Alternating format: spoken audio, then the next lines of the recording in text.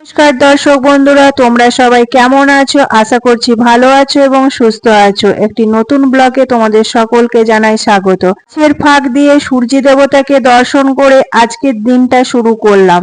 সকাল সকাল স্নান সেরে তুলসী মাতাকে জল ধূপ ফুল অর্পণ করে পরিক্রমা করে সংসারের দৈনন্দিন কাজে লেগে পড়লাম।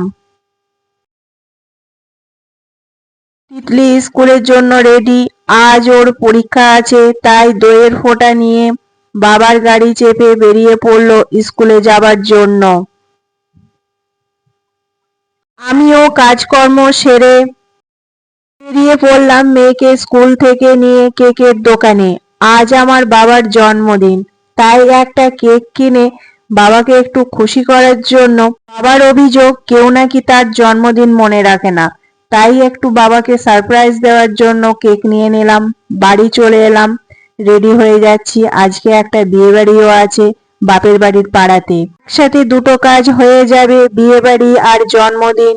তাই বেরিয়ে পড়লাম বাবার বাড়ির দিকে। বিয়ে বাড়ির আনন্দটা তোমাদের সাথে ভাগ করব পরের ব্লগে। কেকটা রেডি করে নিলাম। এই যে কেকটা, তোমরা বলো সবাই কেমন হয়েছে। তিতলি তার দাদুকে নিয়ে আসলো কেক কাটার জন্য।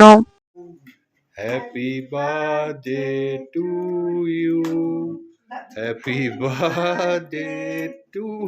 সকালেই কেক কাটার পর্বটা শেষ করে দিলাম, কারণ আমাদের একটা যে বিয়ে বাড়ি আছে ওখানে যেতে হবে, বিকেলে সময় পাবো না।